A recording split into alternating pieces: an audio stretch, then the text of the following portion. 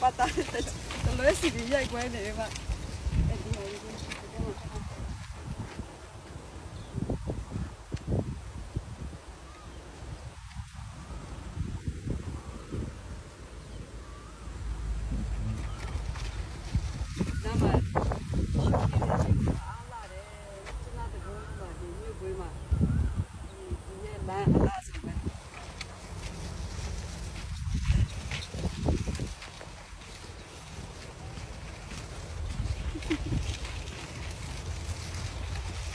မြစ်နားမှာဒီနေ့ကမိုးအုပ်လေးနဲ့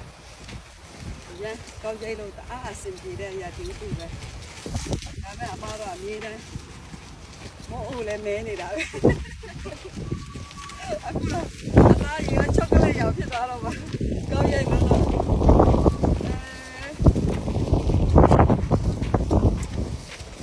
ဒီတော့မရှုံးသေးဘူးတော့ဒီတော့အုပ်ပါလာတော့မကုန်သေးဘူးရှုံးသေးပါအချိန်လေးကောင်းသေးတယ်